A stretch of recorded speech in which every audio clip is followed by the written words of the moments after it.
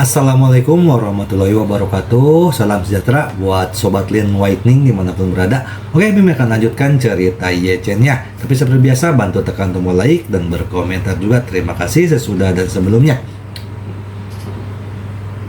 Terima kasih yang sudah tekan tombol like. Dan pada Tuan dan Nona yang belum tekan tombol like, bantu Mimin terlebih dahulu tekan tombol like. Terima kasih sesudah dan sebelumnya.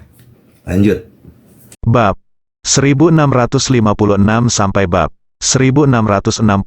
Meskipun dia hanya pingsan selama beberapa menit, bagi Helena, rasanya seperti dia menghabiskan 1 abad dalam kegelapan. Jadi, ketika dia terbangun, seolah-olah dia telah kehabisan seluruh oksigen saat menyelam di dasar laut dan akhirnya muncul di saat-saat terakhir sambil terengah-engah. Segera setelah itu, penglihatannya kembali, dan indera lainnya berangsur pulih. Melihat 2 orang di depannya dengan jelas, dia segera menyadari bahwa kedua pengawalnya lah yang menyelamatkannya. Mereka semua telah menerima pelatihan pertolongan pertama yang sangat baik. Kali ini mereka mengikutinya untuk memastikan keselamatannya. Kemudian, dia merasakan sakit yang menusuk di hatinya lagi. Ketika dia melihat ke bawah, dia melihat gadis Tionghoa itu sedang memegang jarum suntik epinefrin di tangannya. Dia bertanya dengan gugup, Kamu menyuntikku dengan epinefrin. Gadis Tionghoa itu berkata dengan ekspresi malu, "Maaf, Putri Helena, situasimu barusan terlalu kritis, aku hanya bisa memilih untuk menyuntikkan epinefrin, bangun." Saat dia berbicara, dia menunjuk ke ponsel yang dipegang oleh gadis lain dan berkata, "Ponsel ini sedang merekam. Jika kamu memiliki kata-kata terakhir, tolong cepat dan ucapkan ke kamera." Helena tersenyum pahit. Dia berkata, "Jika tebakanku benar, kamu juga diutus oleh Olivia untuk mengawasiku, kan?" Gadis Tionghoa itu tidak berbicara, karena dia tahu bahwa video itu sedang direkam, dan begitu Helena meninggal, video itu harus diserahkan secara utuh kepada Putri Olivia.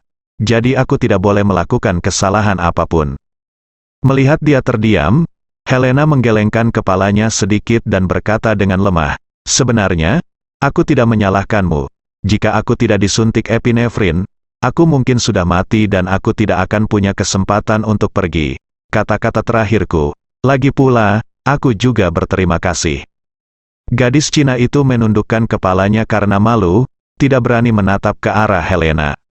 Pada saat ini, Helena juga menoleh ke arah kamera dan berkata kata demi kata, "Olivia, aku tidak tahu apa yang membuatmu seperti ini, tapi aku mohon, karena aku akan segera mati. Demi kamu, biarkan ibuku masih hidup. Jika tidak, aku akan berubah menjadi hantu dan merangkak keluar dari neraka untuk membunuhmu." Begitu dia selesai berbicara, dia merasakan jantungnya berdetak lebih cepat. Efek samping dari adrenalin sudah mulai terlihat. Ia menutupi jantungnya erat-erat dan bisa merasakan jantungnya berdebar kencang. Tidak hanya jantungnya yang sakit, tapi telapak tangannya juga mati rasa.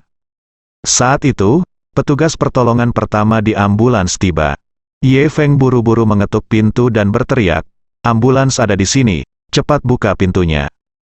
Gadis Cina itu buru-buru menemukan jubah mandi dan membungkus Helena. Pada saat yang sama, gadis Nordik lainnya juga berhenti merekam.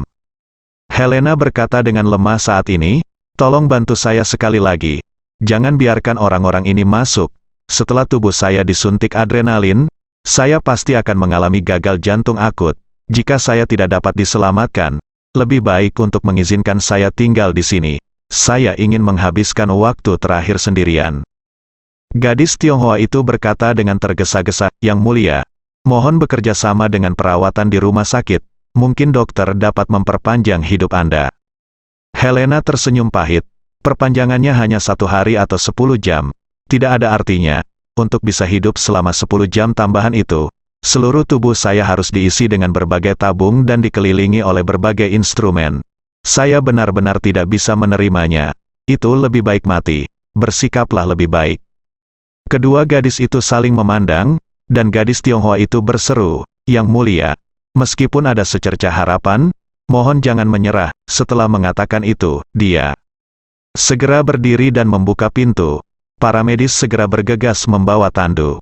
Dia jelas sedikit terkejut melihat defibrilator dan suntikan epinefrin di lokasi. Gadis Tionghoa itu buru-buru berkata kepada salah satu petugas darurat, "Kami melakukan resusitasi jantung paru dan defibrilasi pada pasien, dan menyuntikkan 1 mg epinefrin ke dalam ventrikel. Tolong kirim pasien ke rumah sakit kardiovaskular paling resmi secepat mungkin." Personel darurat tidak menyangka akan hal itu. Ada 2 ahli di sini, tetapi mereka tidak mau bertanya terlalu banyak saat ini, dan buru-buru memanggil beberapa orang untuk membawa Helena ke tandu. Ye Feng sedikit bingung, tetapi merasa tidak bisa banyak membantu. Dia tidak tahu harus berbuat apa untuk sementara waktu, jadi dia hanya bisa memanggil kakeknya Ye Zongquan dengan cepat. Begitu panggilan telepon masuk, dia segera melaporkan apa yang terjadi di sini kepada Ye Zongquan. Ketika Ye Zongquan mendengarnya, jantungnya tiba-tiba berdetak kencang. Dia takut Helena akan meninggal di Tiongkok saat ini. Jadi dia buru-buru berkata kepada Ye Feng, "Beritahu petugas darurat untuk mengirim mereka langsung ke rumah sakit afiliasi Yes Group, yang memiliki departemen kardiovaskular terbaik di negeri ini. Departemen, kami akan segera ke sana." Ye Feng kemudian ingat bahwa rumah sakitnya sangat berwibawa dalam hal ini, dan segera menyetujuinya, dan berkata kepada keadaan darurat personel, "Kirim dia ke rumah sakit afiliasi grup Y secepatnya." Rumah sakit afiliasi grup Ye Feng, seperti Hotel Istana Buckingham, adalah properti yang sepenuhnya dimiliki oleh keluarga Ye. Selain itu, demi kenyamanan, keluarga Ye membangun rumah sakit afiliasi dan Hotel Istana Buckingham di dekat rumah mereka. Mulai dari Buckingham Palace Hotel, entah menuju rumah sakit keluarga Ye atau istana keluarga Ye, jaraknya sangat dekat. Ambulans bergegas dan tiba di pusat gawat darurat rumah sakit Yejia dalam beberapa menit. Di saat yang sama, Ye Zongquan juga segera menunda waktu kedatangan kerabatnya ke rumah, dari pukul 9 menjadi pukul 9.30. Setelah itu, dia membawa anggota keluarga dekat dari keluarga Ye dan dilarikan ke rumah sakit. Putri kerajaan Nordik menderita serangan jantung di keluarga Ye. Begitu dia meninggal, itu akan berdampak besar pada reputasi keluarga Ye. Jadi Ye Zongquan hanya bisa menunda semuanya untuk sementara dan bergegas secepat mungkin. Keluarga Ye tiba di rumah sakit hampir bersamaan dengan Ye Feng. Ye Zongquan tidak punya waktu untuk bertanya tentang situasinya, jadi dia langsung meminta semua ahli di departemen kardiovaskular berkumpul di ruang gawat darurat untuk melakukan konsultasi komprehensif untuk Helena. Saat ini kondisi Helena semakin parah. Setelah lebih dari 10 menit, beberapa ahli sampai pada kesimpulan yang sama. Jadi, direktur departemen keluar dan berkata kepada Tuan Ye, "Tuan, Putri Helena ini menderita tetralogi Fallot yang parah. Setelah menggunakan epinefrin, dia mengalami gagal jantung yang tidak dapat disembuhkan. Dia telah mencapai tahap di mana dia dapat dinyatakan kritis sakit. Tolong tunjukkan belasungkawa Anda." Ye Feng, yang berada di sebelahnya, terkejut dan berseru, "Mengapa Anda harus menyampaikan belasungkawa? Kami belum menikah, jadi dia tidak bisa melakukannya sekarang." Direktur departemen mengangguk dan berkata dengan serius, "Tuan Muda Besar, menilai dari situasi Putri Helena, sangat jarang dia bisa hidup sampai usia tua. Kebanyakan pasien dengan gejala parah seperti yang dia alami tidak akan bertahan sampai dewasa." Ye Feng menelan ludah dan bertanya kepada ahlinya, "Berapa lama dia bisa hidup?" Setelah berpikir sejenak, direktur departemen berkata dengan serius, "Berdasarkan pengalaman saya, kemungkinan besar 1 hingga 12 jam, dan hasil terbaik adalah 24 jam. Sialan, Ye Feng mengutuk dan berkata dengan marah, "Bukankah ini omong kosong? Orang hidup yang baik akan mati jika dia mengatakan dia akan mati." Direktur departemen berkata tanpa daya, "Penyakit ini dipastikan untuk saat ini. Tidak ada solusi yang baik, bahkan transplantasi jantung pun tidak dapat menyelesaikannya." Ye Feng merasa tidak mau dan tidak beruntung, dan buru-buru menatap Ye Zongquan dan berkata, "Kakek, apa yang harus kita lakukan sekarang?" Ye Zongquan bingung ketika mendengar ini dan berkata tanpa berpikir, "Direktur Zhao, Anda segera mengatur tim ahli untuk menyiapkan obat-obatan dan peralatan penyelamat, dan mengirim Helena ke bandara bersama Xiao Feng." Setelah mengatakan itu, Ye Zongquan berkata lagi, "Saya akan menyiapkan concorde untuk lepas landas sekarang, tunggu di bandara. Ketika Anda tiba, langsung berangkat ke Eropa Utara. Anda harus mengirim Helena ke Eropa Utara sebelum dia meninggal, dan Anda tidak boleh membiarkan dia mati di China, pada titik ini. Ye Zongquan berkata dengan wajah khawatir, jika dia benar-benar mati di Tiongkok, kami tidak akan bisa menghilangkan kesalahannya. Ketika Ye Feng mendengar ini, dia menjadi bersemangat dan berseru, "Kakek, apakah kamu ingin aku mengirimnya kembali secara langsung? Saya harus menghadiri upacara pemujaan leluhur." Ye Zongquan berseru, "Jika hal sebesar itu terjadi, jika keluarga Ye kita hanya meminta dokter untuk mengirim Helena kembali pasti akan menimbulkan kritik. Anda adalah putra dan cucu tertua dari keluarga Ye dan tunangannya. Anda dapat sepenuhnya mewakili keluarga Ye. Selain itu, Anda dapat mencapai Eropa Utara dalam 4 jam oleh Concorde. Anda akan segera kembali setelah Anda menyerahkannya kepada keluarga kerajaan Nordik. Anda dapat kembali malam ini paling lambat besok pagi, yang tidak akan menunda partisipasi Anda dalam upacara pemujaan leluhur." Pada titik ini, Ye Zongquan memperingatkan lagi, "Helena adalah tunanganmu. Jika kamu tidak mengirimnya kembali, keluarga kerajaan Nordik pasti akan mencari-cari kesalahan, dan itu akan berdampak besar pada reputasimu jika tersiar kabar, kamu masih sangat muda. Kamu tidak bisa begitu saja menyandang label orang transnasional yang tidak berperasaan." Ye Changkong di samping juga segera berkata, "Ya, Xiao Feng, kamu harus maju dalam masalah ini. Jika tidak, kamu akan dimarahi oleh dunia di masa depan." Ye Feng tidak bisa menahan diri untuk tidak mengutuk dengan suara rendah, "Sungguh sial." Setelah mengatakan itu, dia menyadari dia mengatakan sesuatu yang salah dan buru-buru berkata, "Maaf, kakek, maaf ayah, saya salah sedikit tidak sabar sekarang, tidak apa-apa."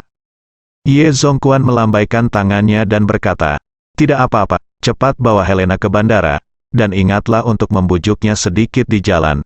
Jangan biarkan dia bersemangat lagi, kamu harus membiarkan dia kembali ke Eropa Utara hidup-hidup, mengerti?" "Saya mengerti." Ye Feng mengangguk cepat.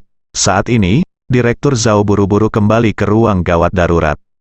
Ye Zongquan memandang Ye Feng dan berseru, "Xiao Feng, ikut aku dan tenangkan Helena."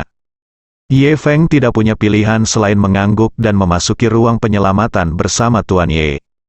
Begitu mereka memasuki ruang gawat darurat, Direktur Zhao berkata kepada beberapa dokter, "Anda harus meluangkan waktu untuk menyiapkan obat-obatan darurat, peralatan darurat, konsentrator oksigen, dan botol oksigen.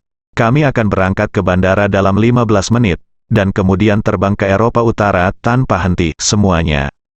Begitu dia mendengar ini, dia segera berpencar untuk bersiap. Helena terbaring lemah di ranjang rumah sakit, memandang Ye Zongquan dan Ye Feng, dan bertanya sambil tersenyum masam, "Apakah kamu akan mengirimku kembali?" Ye Feng mengangguk dan berkata dengan berani, "Helena, kami memiliki pepatah lama di Tiongkok yang daun-daunnya berguguran kembali ke akarnya. Kondisimu sangat buruk.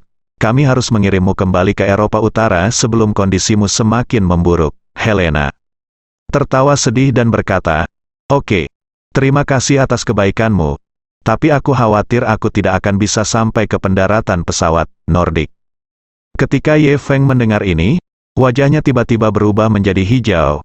Hal yang paling memberatkan tentang hal semacam ini adalah sebagai selama Helena tidak bisa menahan Nordik, meskipun dia sesak napas sedetik sebelum pesawat mendarat, masalah ini akan menjadi tanggung jawab keluarga Ye. Ye Zongquan juga mengetahui kebenaran ini. Jika Helena hanya anggota keluarga besar Nordik, tidak apa-apa, bagaimanapun, ini adalah masalah pribadi antara kedua keluarga. Tapi Helena adalah putri kerajaan Nordik. Meskipun keluarga kerajaan telah lama kehilangan hak politik, itu masih menjadi simbol politik Eropa Utara, dan faktor politik tidak dapat sepenuhnya dihindari. Begitu sampai pada level politik, masalah ini tidak bisa diselesaikan dengan mudah secara pribadi. Ye Zongquan tiba-tiba mendapat masalah. Namun, melihat situasi Helena saat ini, dia mungkin tidak bisa memaksa untuk kembali ke Eropa Utara. Tepat ketika dia tidak tahu harus berbuat apa, Helena berkata dengan lemah, bagaimana kalau kamu merekam videoku dengan ponselmu?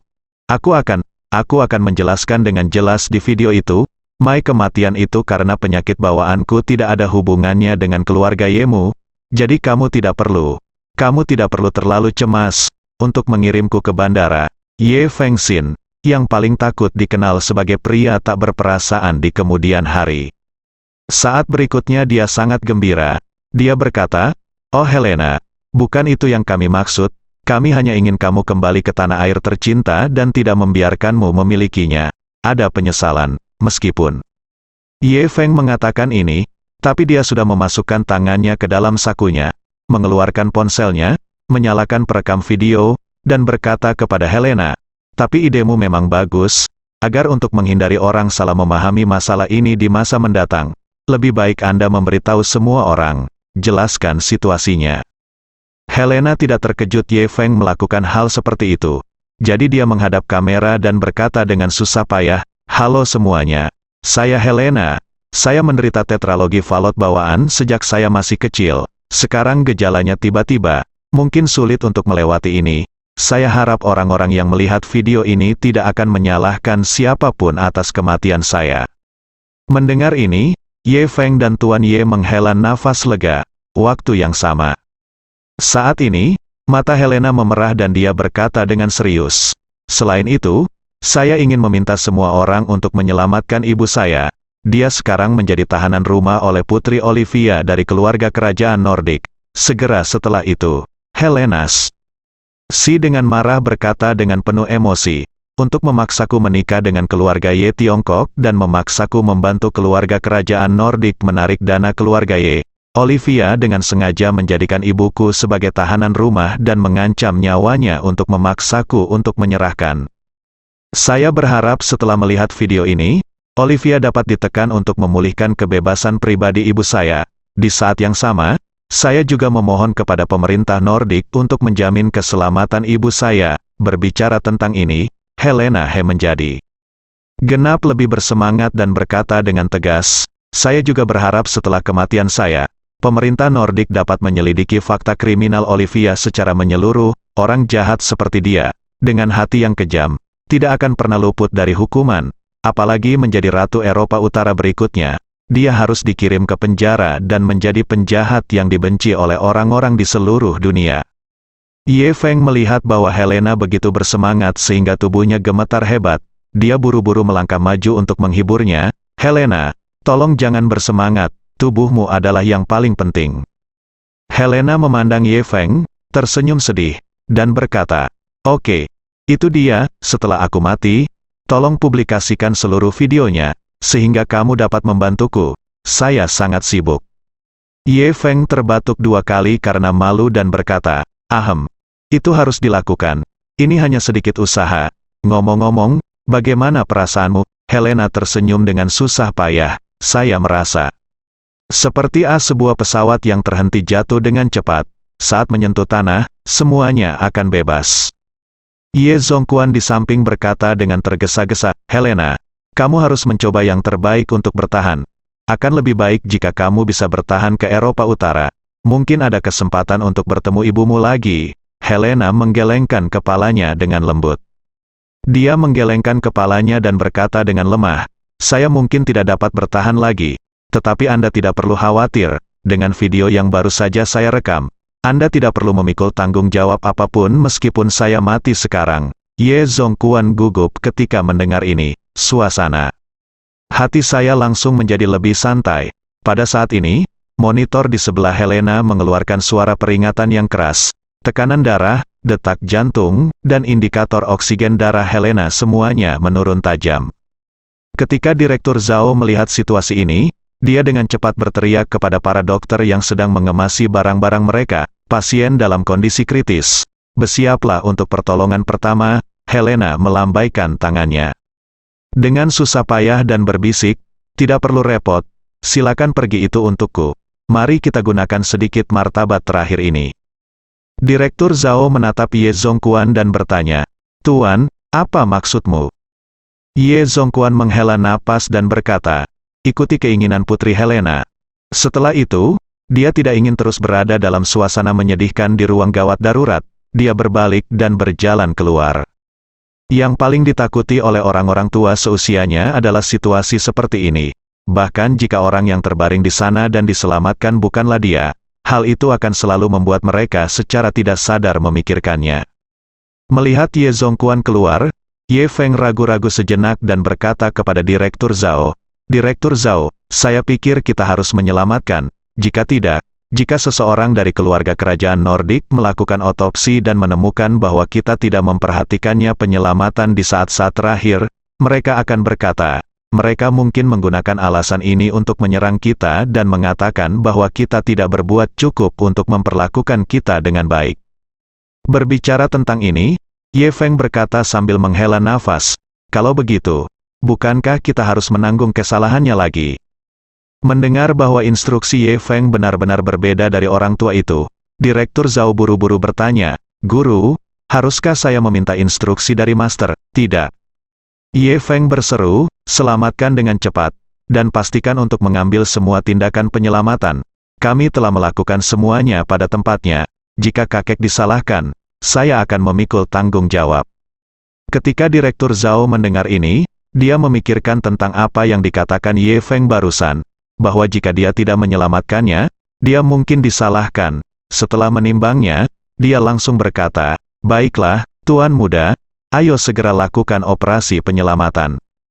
Mata sedih Helena menatap langsung ke arah Ye Feng, dan dia ingin berbicara untuk mengutuknya, tetapi ketika kata-kata itu keluar, bibirnya, dia menelannya kembali.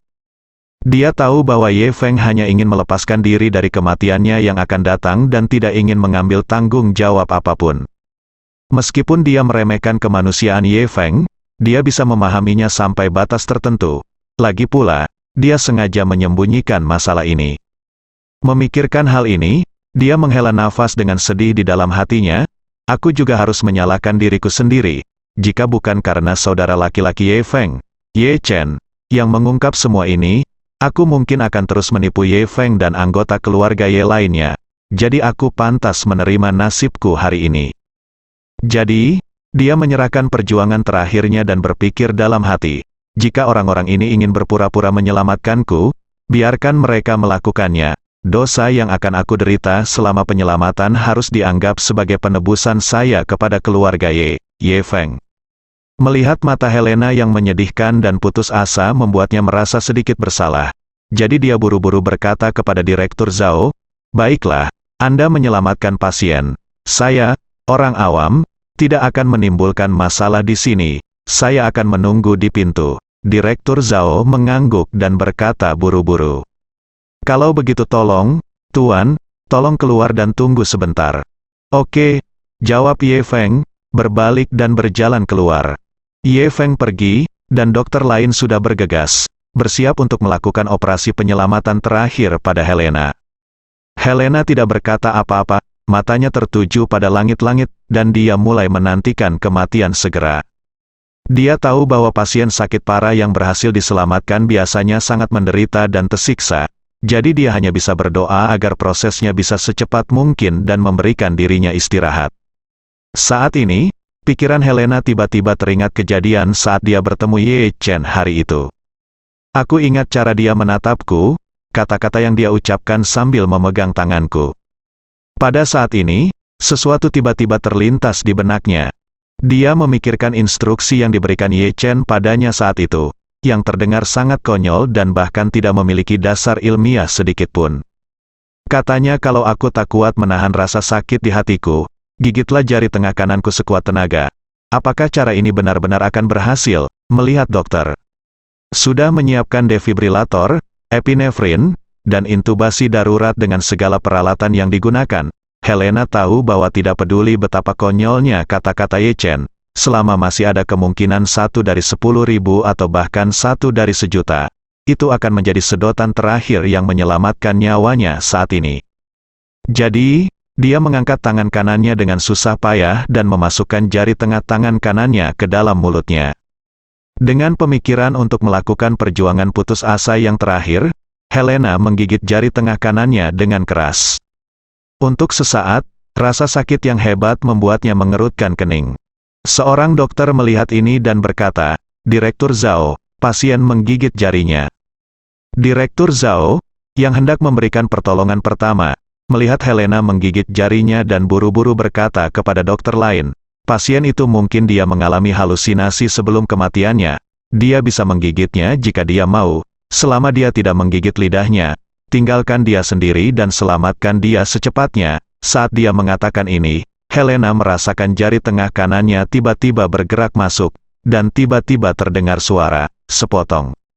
Energi yang sangat hangat dengan cepat menembus belenggu dan mengalir ke jantungnya dengan kecepatan yang sangat cepat.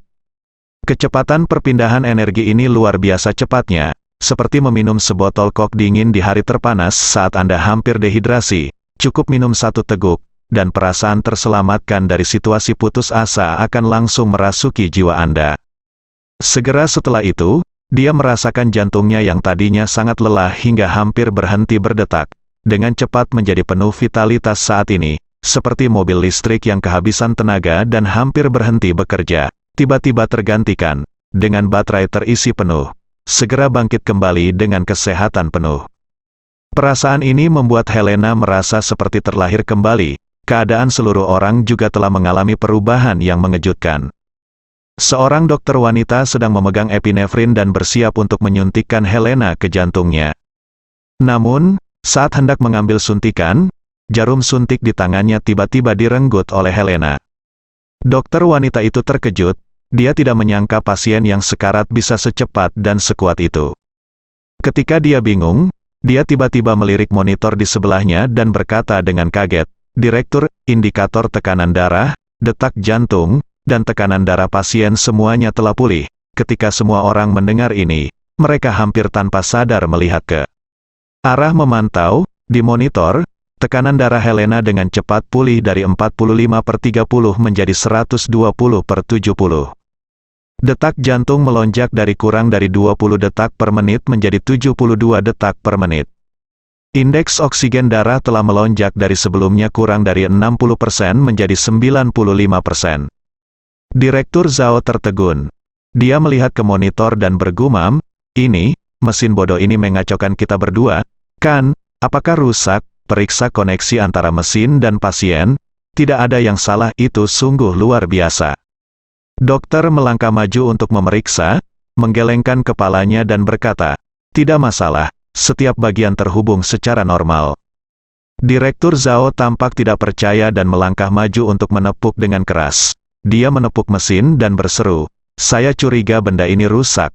Bagaimana kalau salah satu dari kalian pergi ke ruang gawat darurat sebelah dan mendorong yang lain?" Tetapi pada saat ini, Helena tiba-tiba duduk.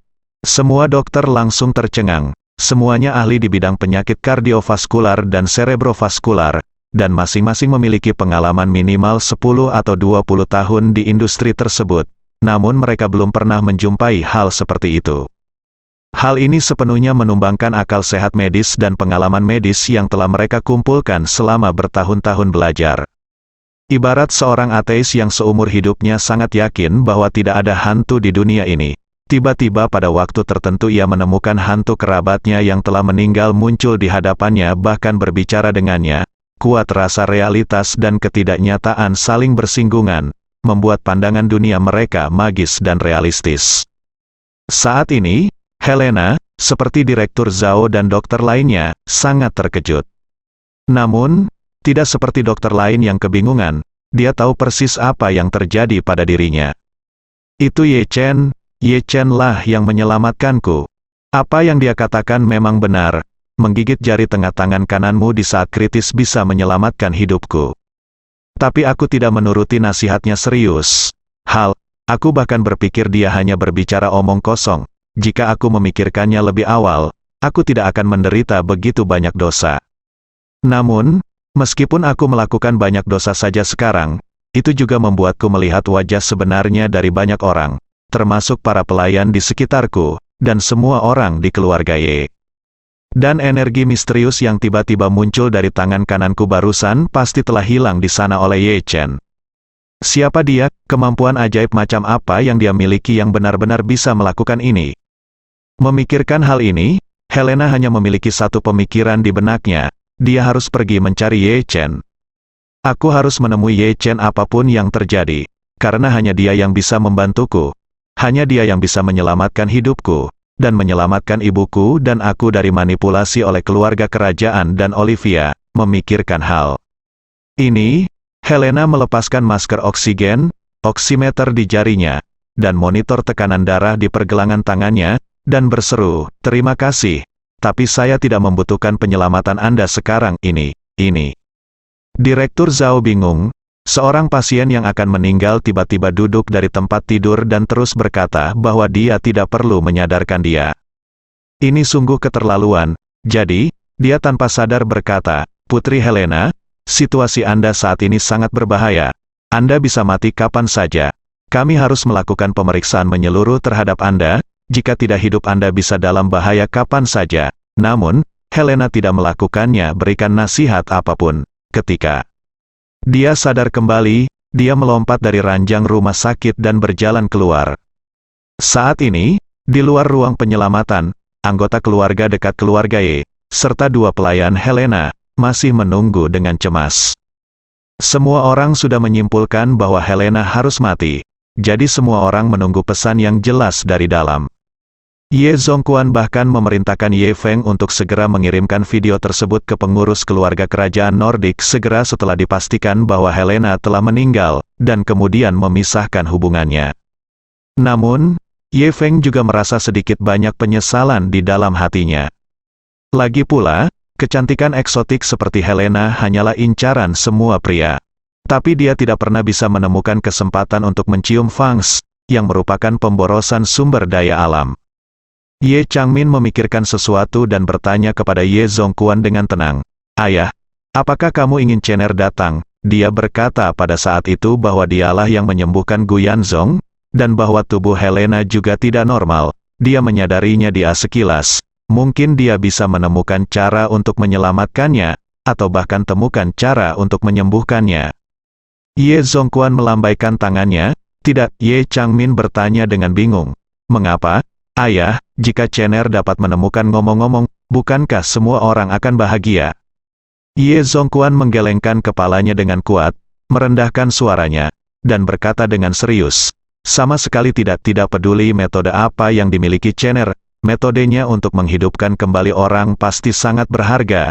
Jelas tidak ada gunanya menyia-nyiakan Helena, berbicara tentang ini." Ye Zongquan menambahkan, "Wanita ini selalu benar.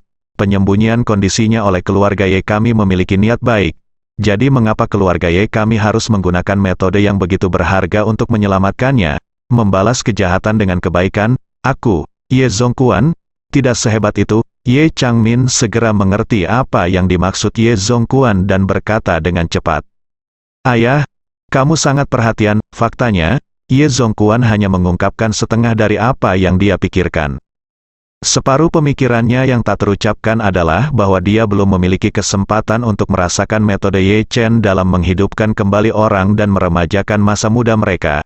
Bagaimana dia bisa memberikan kesempatan ini kepada Helena belaka? Saat keluarga Ye sedang menunggu debu mengendap di Helena, pintu ruang gawat darurat tiba-tiba terbuka. Ye Feng sedang menatap ponselnya ketika dia mendengar suara pintu dibuka. Dia mengira itu adalah dokter yang keluar. Jadi dia buru-buru bertanya tanpa mengangkat kepalanya, "Apakah orang itu sudah mati?" Begitu dia selesai berbicara, dia hanya mengangkat kepalanya dan melihat dengan jelas apa yang keluar dari pintu itu. Apa yang dia, dan semua anggota keluarga Ye, termasuk kedua pelayan itu, tidak sangka adalah bahwa orang yang keluar dari ruang gawat darurat adalah Helena, yang telah dinyatakan meninggal oleh dokter dan bisa bertahan paling lama 1 atau 2 jam. Ketika mereka mengetahui bahwa itu adalah Helena, semua orang merasa seperti disambar petir, dan mereka tidak bereaksi untuk beberapa saat. Ye Zongquan memandang Helena dengan wajah ngeri, dan berseru, "Helena, kamu, bagaimana kabarmu?" Helena memandang keluarga Ye di depannya, dan dia juga sangat kecewa di hatinya, karena kelakuan keluarga Ye barusan, dia itu benar-benar terlihat. Namun, dia juga tahu betul di dalam hatinya bahwa dialah yang benar pada awalnya dan tidak bisa menyalahkan keluarga Ye karena terlalu realistis. Dan dia tidak bisa berselisih dengan keluarga Ye sekarang, karena dia tahu di dalam hatinya bahwa satu-satunya yang bisa menyelamatkannya sekarang adalah Ye Chen. Bahkan bisa dikatakan satu-satunya yang bisa menyelamatkan ibunya saat ini adalah Ye Chen. Jadi, dia memandang Ye Zongquan, membungkuk hormat, dan berkata, "Terima kasih, Tuan Ye, atas perhatiannya. Saya baik-baik saja." Ye Zongquan benar-benar bingung. Dia baru saja akan mati, dan sekarang dia tiba-tiba berlari keluar. Dan membungkuk padanya, "Tidak apa-apa, bukankah ini terlalu ajaib?" Saat dia sedang bertanya-tanya, tiba-tiba dia melihat sederet bekas gigi merah di jari tengah kanan Helena, yang membuatnya tiba-tiba sadar. Saya sebenarnya lupa apa yang dikatakan Xiao Feng ketika dia datang untuk mengadu kepada saya hari itu. Chener memberitahu Helena bahwa jika ada keadaan darurat, dia akan menggigit jari tengah kanannya untuk menyelamatkan nyawanya. Dari sudut pandang ini, Chener, bukankah kamu berbicara omong kosong?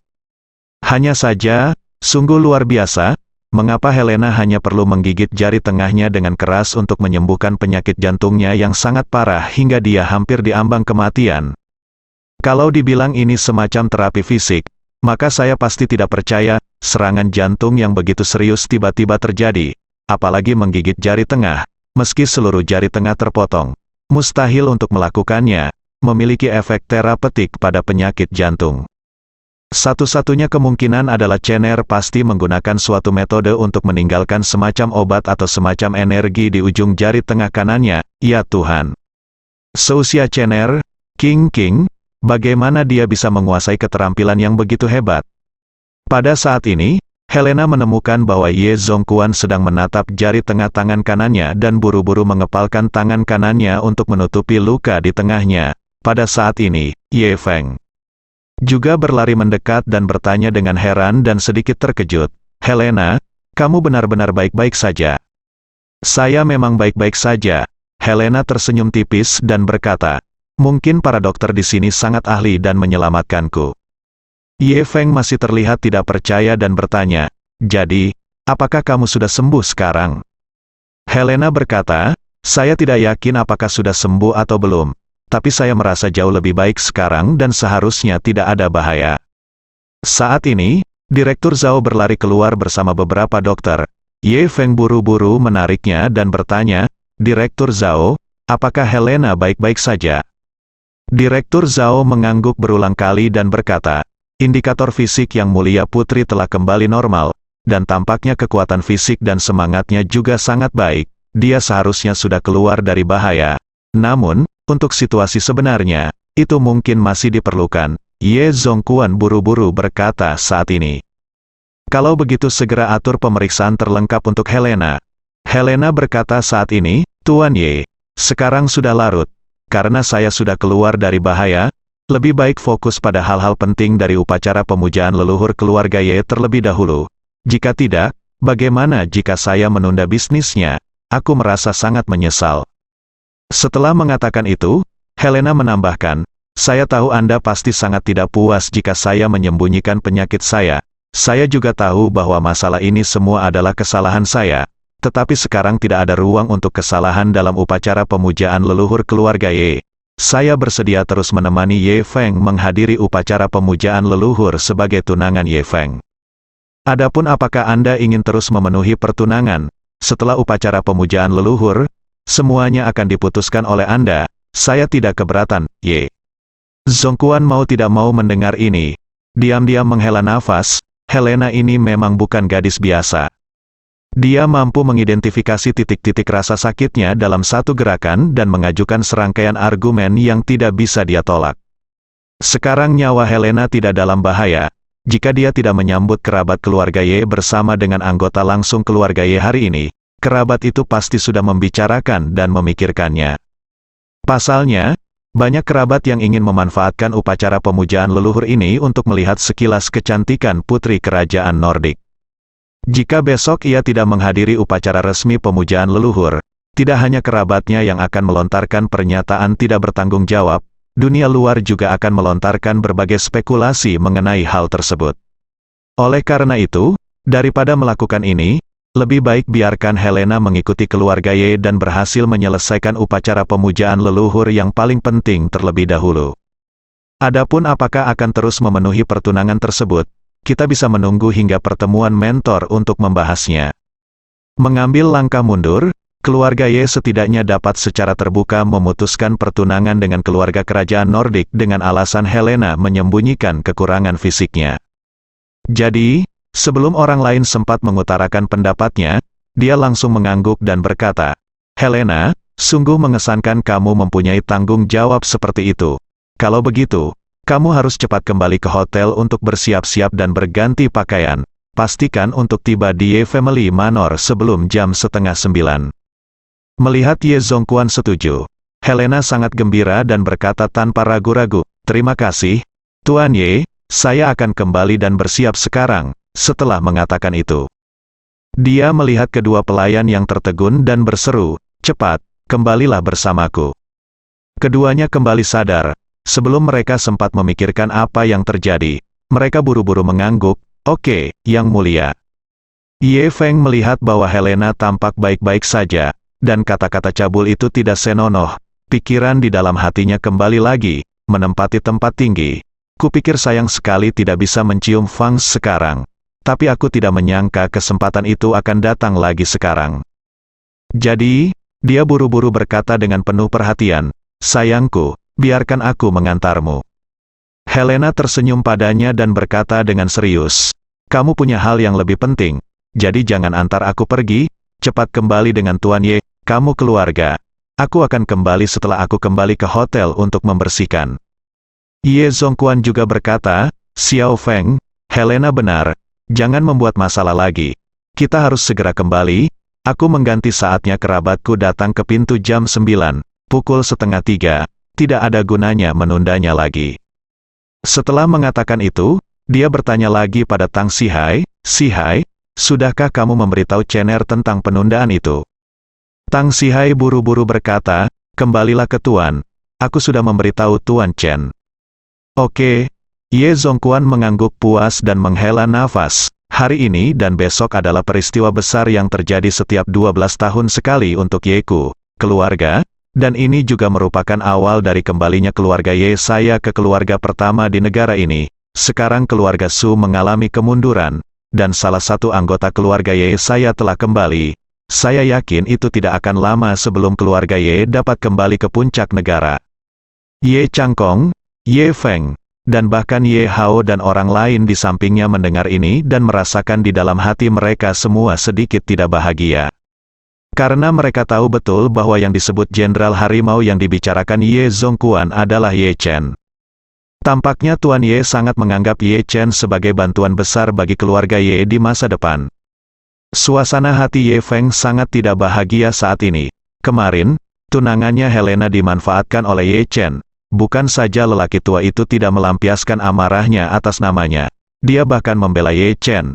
Kejadian ini membuatnya begitu marah karena dia tidak bisa tidur nyenyak sepanjang malam. Ye Zongquan melihat waktu dan melihat bahwa saat itu masih pukul 9:20. Jadi dia berkata kepada Tang Sihai, "Sihai, cepat atur konvoi untuk menjemput Chener dari keluarga Gu. Chener adalah putra dan cucu langsung dari keluarga Ye kami. Anda harus tiba sebelum jam 8:30 dan menemui kerabat ini bersama kami." "Baik, Tuan," Tang Sihai berkata dengan tergesa-gesa, "saya akan bersiap dan segera berangkat." Ye Feng merasa bahkan lebih tidak nyaman. Apa-apaan ini? Hantu. Hanya Ye Chen? Siapa yang harus menjemputnya lagi dan lagi? Apakah dia pantas mendapatkannya? Namun, meskipun Ye Feng tidak bahagia di dalam hatinya, dia tidak berani mengatakan apapun pada wajahnya. Tang Sihai buru-buru memanggil konvoi. Beberapa menit kemudian, konvoi 10 Rolls-Royce telah tiba di gerbang rumah sakit. Setelah menjemput Tang Sihai, ia melaju ke rumah Gu dengan perkasa. Saat ini, Helena telah kembali ke hotel. Saat dia berjalan cepat ke kamarnya, dia bertanya kepada dua pelayan di sekitarnya, "Apakah kamu melaporkan kepada Olivia tentang serangan jantungku?" Keduanya saling memandang tanpa mengucapkan sepatah kata pun. Karena tahu kalau mereka sudah terbongkar, mereka tak berani mengatakan informasi apapun terkait Putri Olivia saat ini. Melihat mereka terdiam, Helena berkata dengan tenang, "Aku tahu kalian semua adalah orang-orang Olivia, dan aku tidak punya niat lain. Aku hanya berpikir kejadian tadi hanyalah alarm palsu.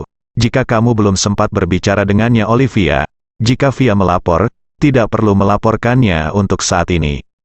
Setelah mengatakan itu, dia melanjutkan, "Selanjutnya, saya akan mencoba yang terbaik untuk mengembalikan kepercayaan keluarga Ye kepada saya dan terus mempromosikan pernikahan dengan Hai keluarga. Tetapi jika Olivia, jika Anda melakukan intervensi pada saat yang tepat, kemungkinan besar akan berdampak negatif. Selain itu, saya yakin dia meminta kalian berdua untuk mengikuti saya, tidak hanya untuk mengawasi saya, tetapi juga untuk merawat saya. Saya segera jika saya tiba-tiba sakit dan menghindari ketahuan. Keluarga Y dapat melihatnya, jadi jika dia tahu tentang ini, dia pasti akan menyalahkan Anda karena tidak menutupinya untuk saya. Jika saatnya tiba, Anda juga akan bertanggung jawab. Jadi, kenapa kita bertiga tidak berpura-pura bahwa ini tidak pernah terjadi? Agar kalian berdua tidak perlu bertanggung jawab, dan aku bisa punya kesempatan lagi untuk bertarung. Bagaimana menurutmu? Kedua gadis itu saling bertukar pandang. Gadis Cina itu berkata, Putri Helena, kami tidak repot-repot membalas Putri Olivia sekarang. Kami akan menghapus video di telepon sebentar lagi dan berpura-pura tidak terjadi apa-apa. Oke, Helena dia menghela nafas lega, mengangguk dan berkata, waktunya sempit, datang dan bantu aku merias wajah. Saat ini, Ye Chen sudah mengenakan kemeja dan jasnya, dan dengan bantuan Gu Qiuyi, dia mengikat dan merapikan semuanya. Setelah itu, dia duduk di ruang tamu villa keluarga Gu, menunggu kedatangan Tang Sihai. Setelan yang disiapkan Lin Wan Qiu untuknya memiliki ukuran yang tepat, seolah-olah dibuat khusus. Bahan, bentuk, dan gaya setelannya semuanya terbaik. Kecuali setelan buatan tangan dengan kualitas ini oleh para master papan atas. Tidak peduli seberapa bagus pakaian siap pakai dari merek tersebut, tidak mungkin mencapai efek seperti itu. Dan temperamen Ye Chen secara keseluruhan telah meningkat pesat setelah mengenakan pakaian seperti itu. Bahkan Gu Yanzong tidak bisa menahan nafas setelah melihatnya. Chener, setelan ini terlihat sempurna untukmu. Tidak hanya dia tinggi, tampan dan heroik, dia juga memiliki temperamen seorang pria yang sukses, yaitu mata penangkapan. Ye Chen tersenyum dan berkata, alasan utamanya adalah ukurannya sangat pas, seolah-olah dibuat khusus. Gu Qiuyi di samping berkata dengan tergesa-gesa, kamu tidak tahu, ketika orang meminta master ini untuk menyesuaikan A sesuai, mereka selalu harus terbang ke London agar masternya mengukurnya secara langsung, untuk menentukan ukurannya untukmu. Aku dan ibuku secara khusus memilih satu set manekin dengan sosok yang mirip denganmu. Kami hanya mengandalkan ingatan dan menyesuaikannya sedikit demi sedikit untuk menentukan ukurannya. Untungnya, itu benar, Ye Chen buru-buru berkata. Terima kasih, Nanan, dan Bibi Lin. Saya biasanya menjalani kehidupan yang sulit. Jika Anda tidak memikirkannya, saya akan melakukannya tidak punya tali ini sama sekali. Lin Wan Qiu tersenyum sedikit dan berkata dengan serius, saat kamu kembali ke keluarga Ye kali ini, kamu tidak boleh membiarkan siapapun meremehkanmu. Kamu harus memberitahu mereka bahwa kamu adalah putra Ye Changying, dan kamu lebih baik dari pendahulumu. Ye Chen mengangguk dengan sungguh-sungguh dan berkata, saya kenal Bibi Lin. Gu Qiuyi di sebelahnya berkata dengan lembut, Saudara Ye Chen, ayah telah meminta seseorang untuk menyiapkan iring-iringan mobil. Saya akan mengantarmu ke rumah Ye nanti. Ye Chen bertanya dengan heran, kenapa? Apakah kamu sudah menyiapkan iring-iringan mobil? Bukankah Butler Tang mengatakan bahwa dia akan datang menjemputku? Lin Wan Qiu berkata sambil tersenyum. Paman Gu berkata bahwa kamu adalah putra dan cucu sah dari keluarga Ye. The satu-satunya putra Ye Changying yang terkenal. Kamu kembali ke keluarga Ye. Itu pasti luar biasa. Oleh karena itu, keluarga Gu kami juga harus memberimu lapisan gula pada kuenya. Kami harus membantumu mengangkat meja. Gu Yanzong segera mengangguk dan tersenyum, itu benar, kembalinya kamu ke keluarga Ye kali ini sangat penting. Aku khawatir keluarga Ye orang lain akan dengan sengaja menggunakan fakta bahwa kamu telah mengembara di Jinling selama 20 tahun untuk mempermalukanmu. Jadi Anda harus memberitahu mereka saat Anda tiba di keluarga Ye bahwa Anda bukan hanya putra dan cucu sah keluarga Ye, tetapi juga masa depan keluarga Gu saya, menantu laki-laki. Siapapun yang berani mempermalukan Anda harus mempertimbangkannya terlebih dahulu. Apakah dia memenuhi syarat atau tidak? Ye Chen tidak tahu harus berkata apa sejenak. Dia secara alami memahami niat baik Gu Yanzong. Tapi dia merasa agak malu. Pada saat ini, para pelayan keluarga Gu datang untuk mengumumkan, Tuan, Nyonya, kepala pelayan Tang dari keluarga Ye telah tiba. Mendengar bahwa Tang Sihai telah tiba, Gu Yanzong segera berkata, kalian semua duduk. Saya akan memilih bangun si Hai, bersambung.